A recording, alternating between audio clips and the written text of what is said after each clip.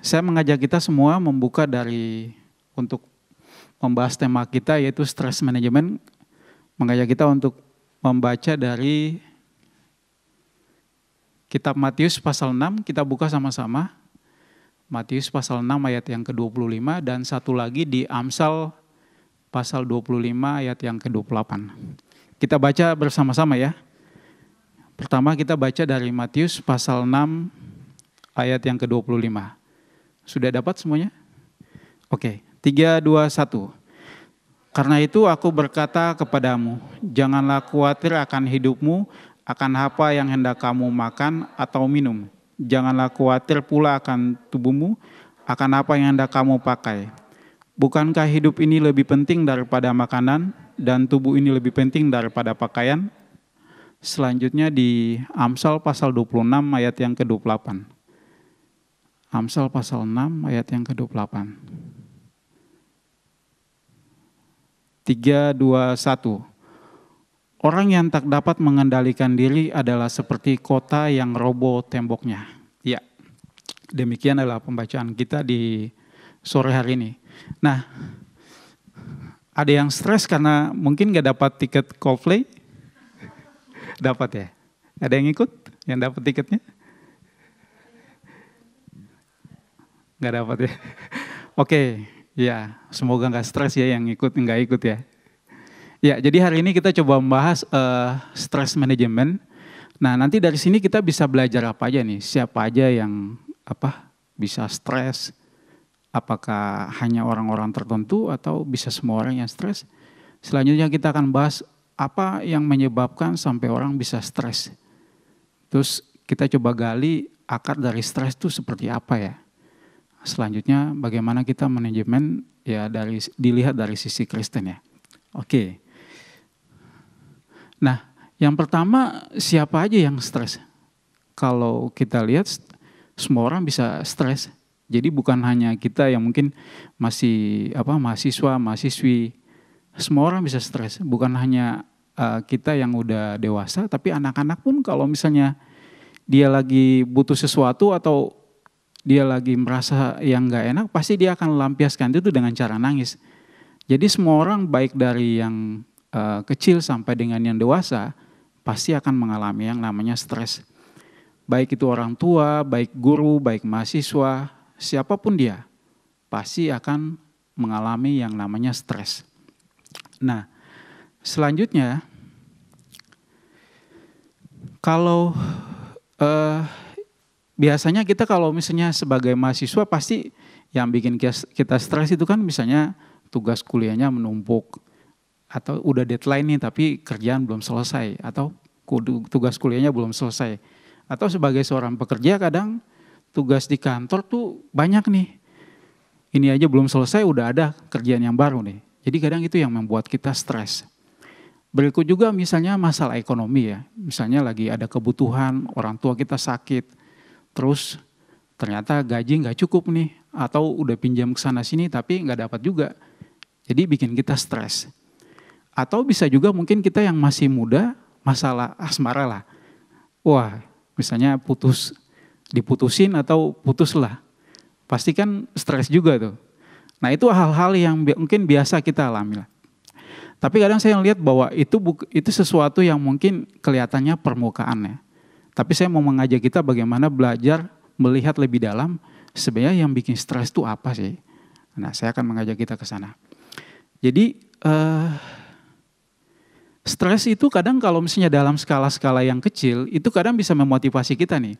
Misalnya kalau misalnya kita lagi masih kuliah, terus dosen kasih ini ya, kadang dosen bilang, wah kamu kerjanya gimana sih, masa tugas ini aja nggak bisa diselesaikan. Satu sisi kadang kalau misalnya dalam skala kecil itu bisa memotivasi kita nih. Sehingga kita bisa lebih coba memanfaatkan waktu, menggunakan waktu dengan baik. Sehingga kita bisa lebih bisa ke depannya tuh bisa menyelesaikan tugas-tugas dengan baik. Tapi kadang selain itu juga, selain di tugas kuliah ataupun sebagai seorang mahasiswa, sebagai seorang pekerja juga kadang kalau misalnya kerjanya terlalu banyak, ada hal yang bisa membuat dia jadi termotivasi kita. Maksudnya oh iya ini berarti gue kurang bagus nih, gue harus lebih giat lagi bekerja, saya harus lebih memanfaatkan waktu, bagaimana lebih belajar lagi tentang hal-hal yang baru sehingga mungkin saya bisa memberi kontribusi yang lebih bagus di dalam perusahaan. Nah, itu hal-hal yang saya lihat masih di dalam skala yang kecil lah. Tapi kalau misalnya hal-hal itu udah sampai di dalam porsi yang besar, istilahnya stres itu berkepanjangan, itu kadang bikin kita jadi bisa depresi lah. Kadang kan kita misalnya nonton di TV ini ada beberapa case yang memang kita bisa lihat orang bunuh diri karena depresi. Ya pasti awalnya dari stres itu. Nah itu yang skala-skala besar. Jadi stres itu adalah gangguan atau tekanan mental yang disebabkan dari faktor luar yang kita bisa rasakan. Kadang kalau misalnya saya pikirnya gini, misalnya kita kalau misalnya makan kebanyakan ya, pasti kan kita begah nih atau istilahnya kembung lah. Sehingga ketika kita mau melakukan sesuatu udah nggak ini nih. Nah, jadi nggak ada ruang lagi untuk kita mau melakukan hal-hal yang lain. Nah sama aja kalau misalnya kayak gini, seorang yang pacaran kalau misalnya dia hanya fokusnya kepada pacarnya dia itu dan dia nggak ngelihat sesuatu yang di luar sana, ketika dia diputusin, pasti dia akan merasa wah stres berat lah. Karena dia udah pokoknya pikirannya ya misalnya ya dia berpikir ya gue akan pacaran sama dia sampai gue married sama dia lah. Jadi nggak ada lagi lihat sisi yang lain gitu, maksudnya. Ya boleh aja sih, saya nggak mengatakan bahwa kita nggak boleh pacaran dengan suatu motivasi bahwa kita akan menikah dengan dia gitu. Tapi kita harus melihat hal-hal yang lain, melihat mempelajari tentang siapa itu pasangan kita, karakternya kayak gimana, sehingga ketika kita melanjutkan kepada tahap yang lebih berikutnya, kita udah tahu oh ya dia tuh kayak gimana gitu. Nah, cuma terkadang kalau misalnya stres itu ketika misalnya kita diputusin, pasti wah. Yang tadi saya bilang karena kita terlalu ini ya pusat perhatian kita itu terfokus hanya pada itu aja tuh. Jadi nggak ngelihat hal-hal yang lain lagi. Sama aja misalnya ya di kerjaan,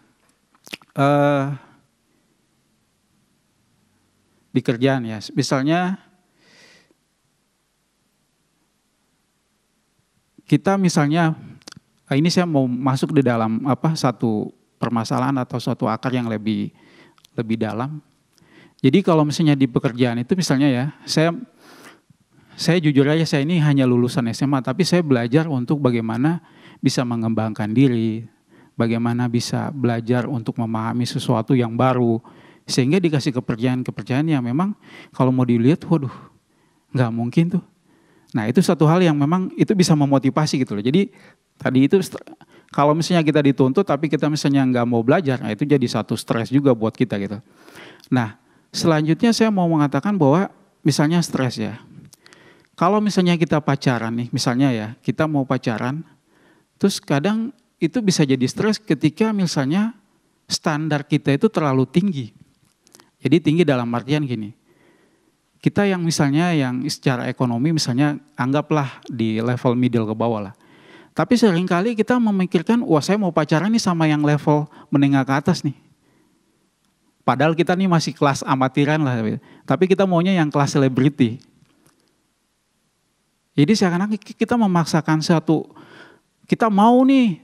Tapi kadang kita nggak berkaca diri gitu loh. Itu sesuatu yang bisa bikin kita stres. Kalau misalnya dia nggak menerima atau menolak akan perasaan kita atau yang kita sampaikan kepada dia. Jadi itu kadang yang menurut saya ketika kita memiliki suatu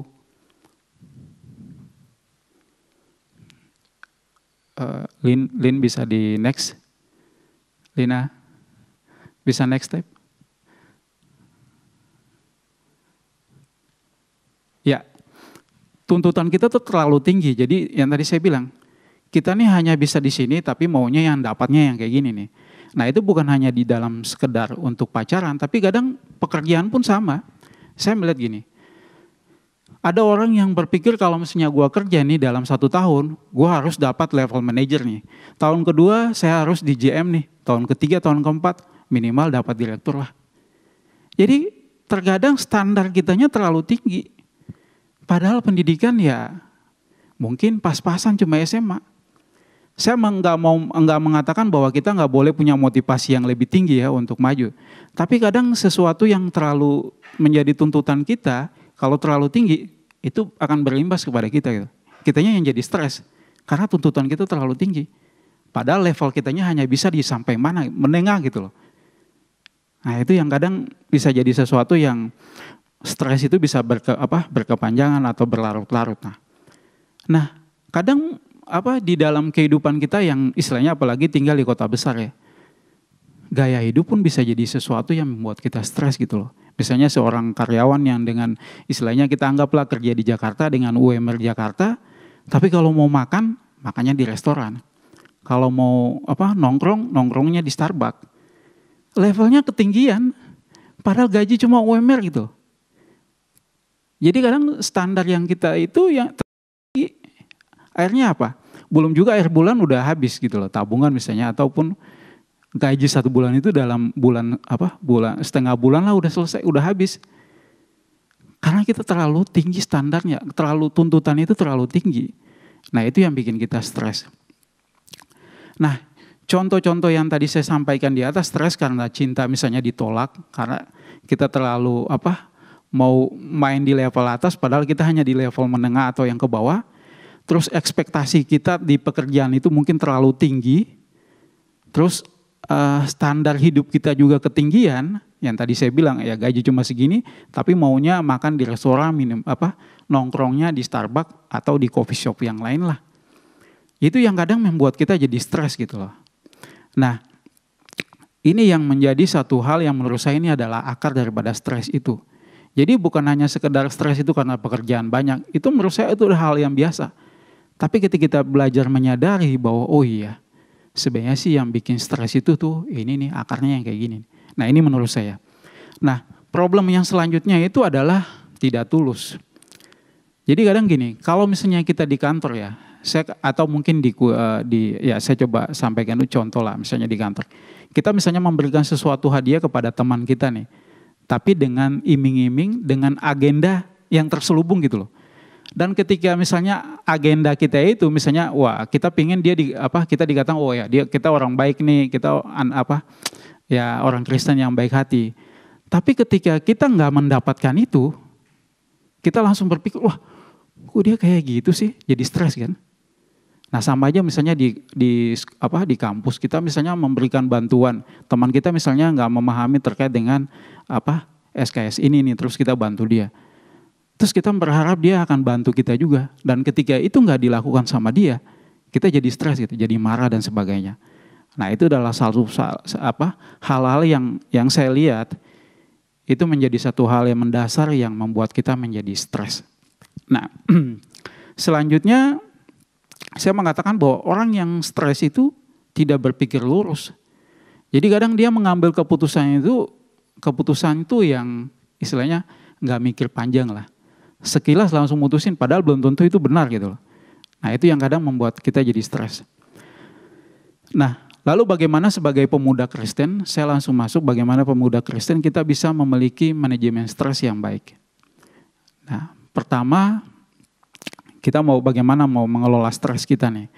Nah hal yang mendasar mungkin kalian bisa udah bisa tahu lah bahwa mungkin dengan berolahraga, dengan beristirahat yang cukup ya kita bisa kembali fully ketika misalnya kita kembali kepada aktivitas kita udah memiliki tenaga yang baru untuk memulai aktivitas kembali. Nah, ini hal yang standar ya yang harus kita lakukan. Selanjutnya memiliki kebesaran hati atau keluasan hati. Jadi kayak gini, stres itu kan tekanan ya. Jadi tekanan itu kadang bisa datang dari bukan hanya orang yang levelnya di atas kita, tapi kadang mungkin dari teman-teman kita juga nih. Teman-teman kita misalnya, wah dia udah pakainya yang istilahnya handphone yang iPhone lah. Kadang kita merasa, aduh kalau misalnya kita nggak pakai iPhone tuh kayak berasa gimana gitu loh. Jujur ya, kadang kalau misalnya di kantor apalagi yang saya kerja, kadang kalau misalnya kita pakai ini ada satu tuntutan yang bilang, ya kok cuma pakai Android sih.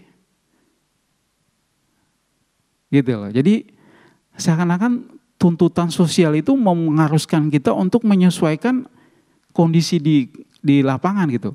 Jadi Kalau misalnya kita nggak memiliki pengelolaan stres atau mungkin kita punya pemahaman yang benar, kita pasti akan jadi stres. Ya udah, gue beli deh.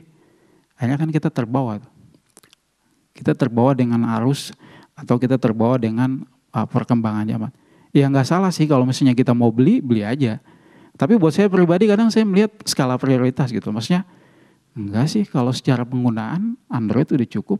Kalau mau beli iPhone bisa aja, tapi menurut saya enggak terlalu. Jadi ya itu, kadang ada teman-teman yang istilahnya, saya belakangan aja sih baru ngelihat bahwa oh iya, orang tuh kadang lihatnya image gitu loh, branded, harus pakai sesuatu yang bermerek. Jadi kalau misalnya jalan tuh bisa, ya inilah orang ketahuan loh, oh ya pakai iPhone 14 atau mungkin pakai yang tasnya tas yang LV atau Chanel dan lain-lain. Nah saya belakangan oh iya betul ya. Apalagi ketika misalnya kita saat ini kan ada punya showroom di Plaza Indonesia. Nah di situ kita bisa lihat lah, bahwa orang yang datang situ, awalnya tuh saya tuh kadang merasa minder loh. Kalau misalnya ke Plaza Indonesia itu, kayaknya gimana gitu. Kayak rasa gimana, aduh nggak nyaman lah. Tapi lama-lama saya lihat, oh iya, saya jadi belajar aja sih. Maksudnya kadang orang yang di level atas, dia tuh ya image lah atau pride. Itu adalah satu pride buat mereka ya. Tapi ketika kita mau memaksakan diri kita untuk masuk di situ, ya kita jadi korban deh. Dan kita akan terbawa terus gitu loh. Nanti ada muncul lagi, kita ikutin terus. Nah bagaimana sebagai seorang Kristen kita bisa memahami itu yang tadi saya bilang, keluasan hati, kebesaran hati.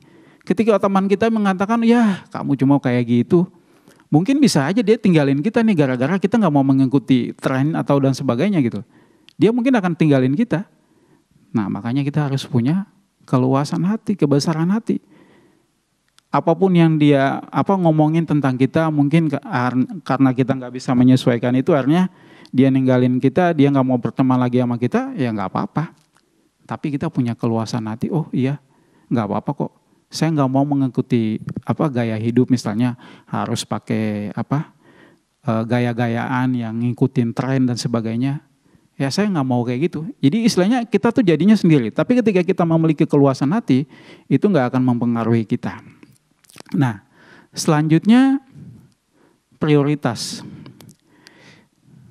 Jadi kadang kalau misalnya kita bilang ya, kalau misalnya lagi banyak nih terus diminta pelayanan, diminta tugas, waduh ya waktunya nggak cukup nih.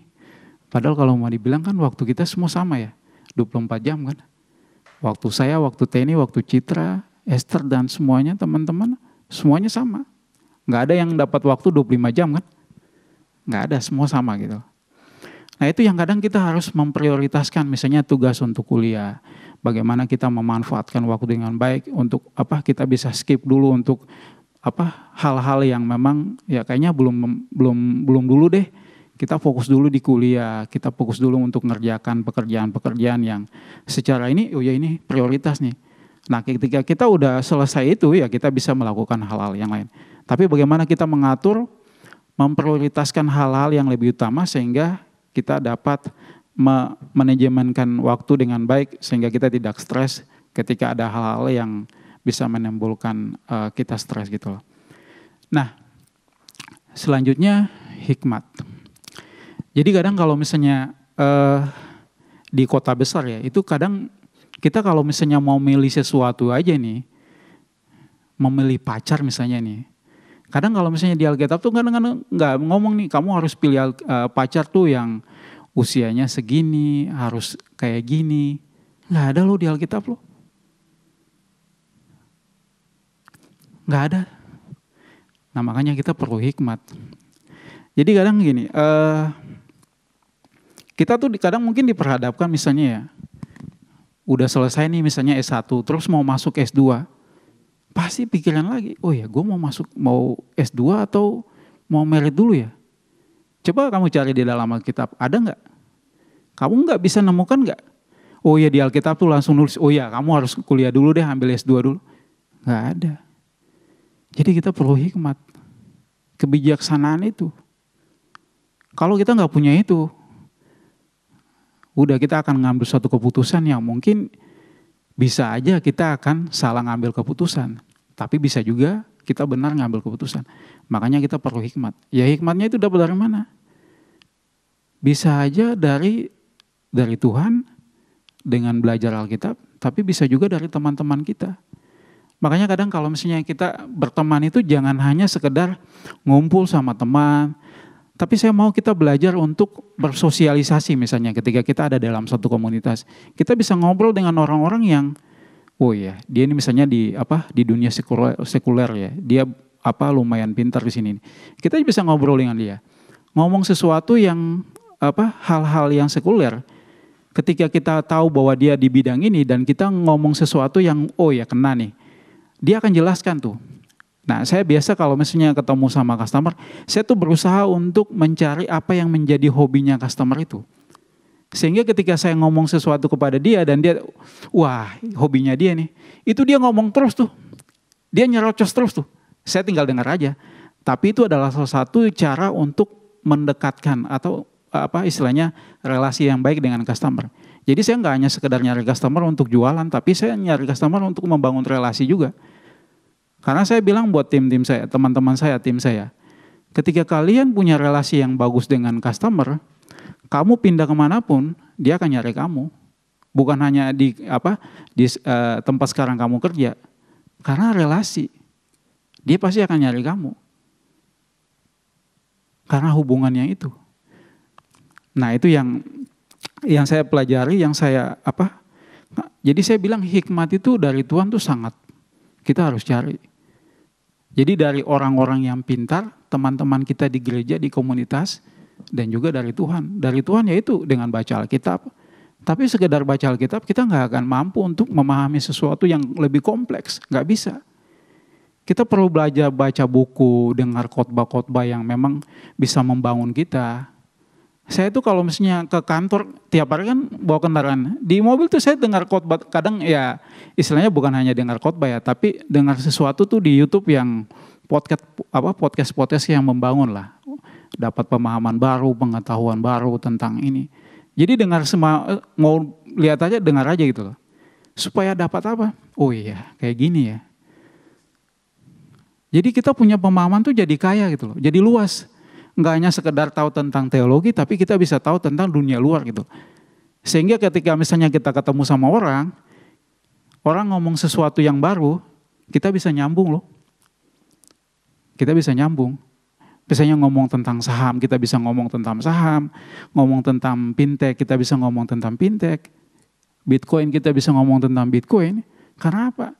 Ya kita harus modalin itu, modalin diri kita. Jadi jangan hanya sekedar scroll Facebook, YouTube, IG. Nggak masalah sih. Cuma bagaimana kita bisa mengembangkan diri kita, memprioritaskan hal-hal yang bisa menjadi bermanfaat buat kita gitu loh. Jadi kita harus, yaitu tadi saya bilang, hikmat itu dapat dari orang-orang yang di sekitar kita. Apalagi misalnya di kita kan banyak juga yang pekerja-pekerja sekuler yang secara status dia udah level direktur. Nah kita bisa ngobrol dengan mereka. Main di bidang apa, di pertambangan kah, di pertanian kah, perdagangan kah. Nah, dengan adanya relasi itu dan kita jadi tahu gitu, jadinya nyambung. Nah, di satu sisi kita pun belajar dari mereka loh. Hal-hal yang kita nggak tahu tapi kita jadi belajar. Oh iya, kayak gitu ya. Nah, itu di satu sisi kita mendapat manfaat, tapi di sisi lain orang tahu oh iya. Kita punya pemahaman yang pemahaman terkait dengan apa yang dia jalanin gitu. Dari mana ya itu? Hikmat itu kita belajar dari orang-orang di sekitar kita, orang-orang yang mempunyai skill gitu. Hikmat itu bisa belajar dari Tuhan, yaitu cuman kalau misalnya kita hanya sekedar baca Alkitab, pasti kita akan jadi nggak sepenuhnya gitu. Kita mengertinya nggak sepenuhnya. Makanya kita perlu banyak baca buku. Saya sih buku sih jarang ya. Tapi kalau khotbah-khotbah, buku-buku terkait yang dalam bentuk podcast di YouTube itu saya sering loh. Hampir tiap hari saya ke kantor, pulang kantor pasti saya akan sempatkan waktu untuk itu. Jadi hikmat itu kita dapat dari tadi ya, dari Tuhan dan juga orang-orang yang di sekitar kita yang memiliki skill sehingga kita bisa mendapatkan manfaat. Hikmat itu kan kadang di dalam kehidupan ini kita kan banyak persimpangan ya. Yang tadi saya bilang misalnya ketika kamu udah S1 selesai dan mau ke S2 nih. Kan persimpangannya tuh ada tuh. Saya mau lanjut atau mau merit dulu sih. Atau misalnya ketika kamu mau menikah nih.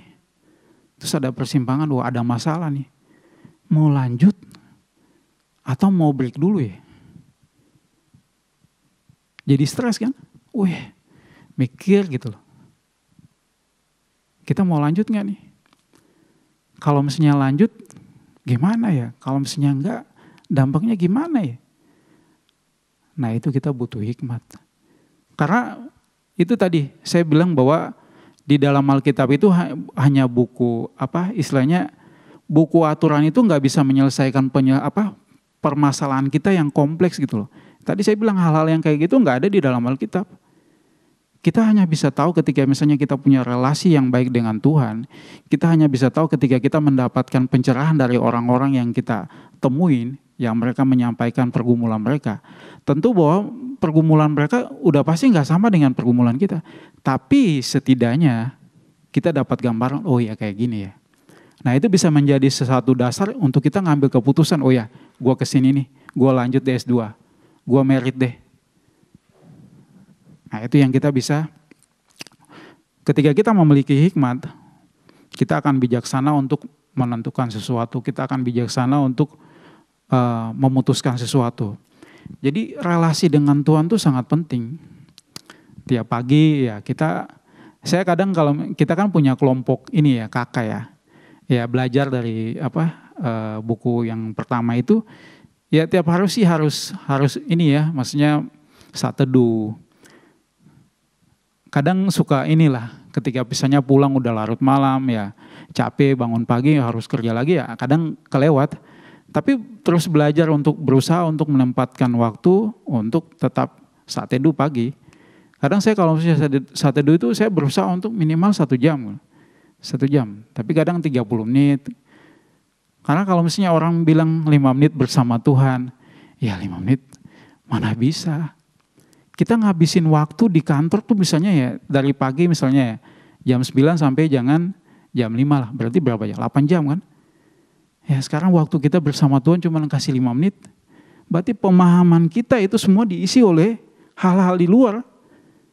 Nah bagaimana kita bisa mengkonter itu kalau misalnya kita gak punya dasar pemahaman tentang kekristenan yang baik. Kalau kita gak punya dasar itu.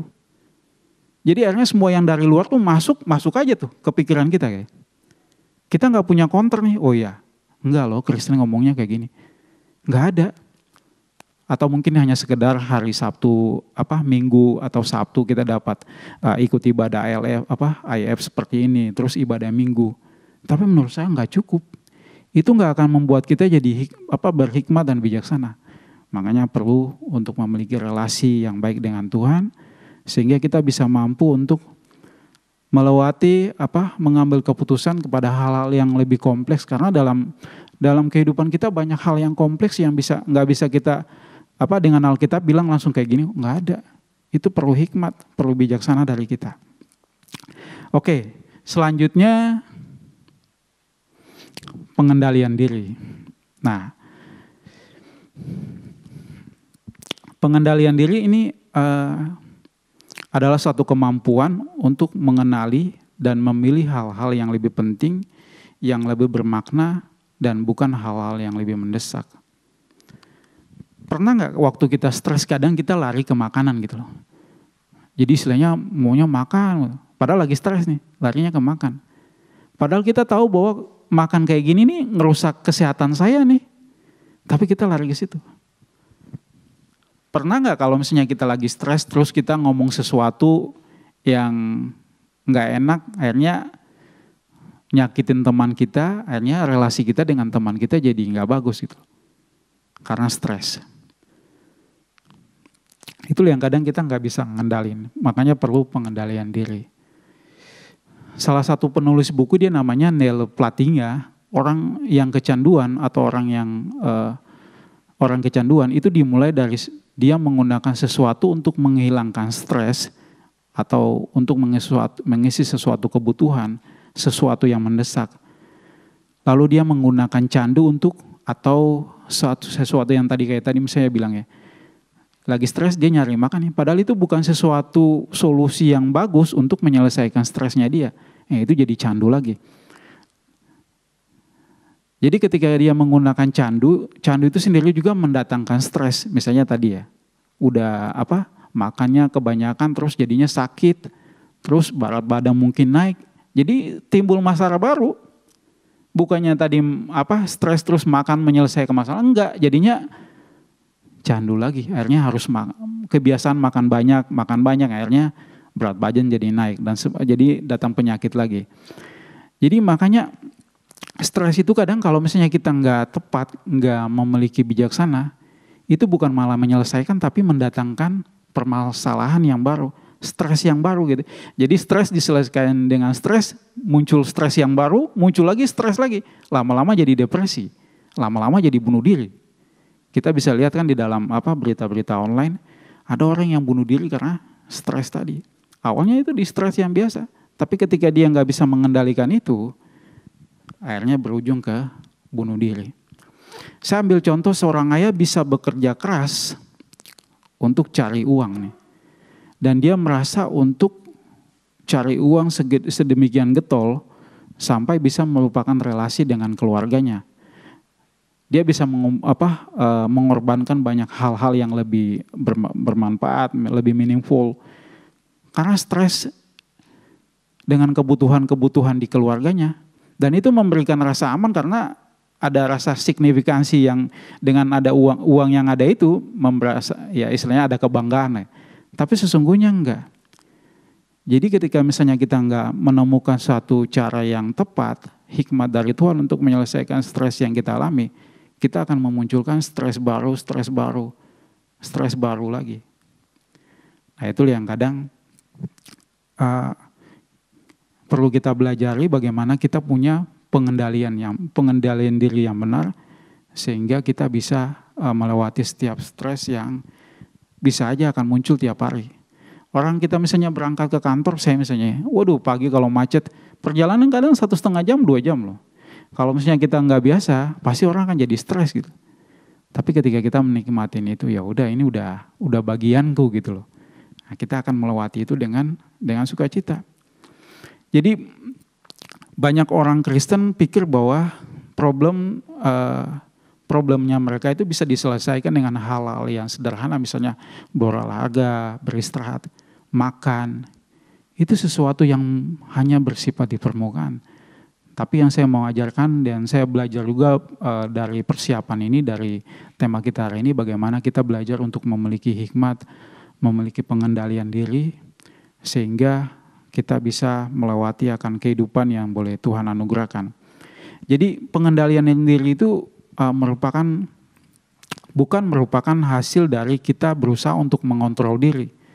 Jadi pengendalian diri itu adalah hasil dari cinta kita terhadap siapa gitu loh. Kita kalau misalnya memprioritaskan dalam kehidupan kita misalnya orang tua kita, berarti ketika ada sesuatu yang nggak sesuai dengan apa yang kita pikirkan, pasti kita akan jadi stres. Tapi ketika yang kita cintai itu adalah Tuhan, dan itu adalah cinta utama kita di dalam kehidupan kita, dan hati kita selalu ke situ, Tuhan pasti akan memberikan jalan kepada kita. Tuhan pasti akan menolong kita dalam setiap pergumulan, di dalam setiap hal, beban apapun yang terjadi di dalam kehidupan kita yang Tuhan izinkan, sehingga kita bisa melewati semua itu.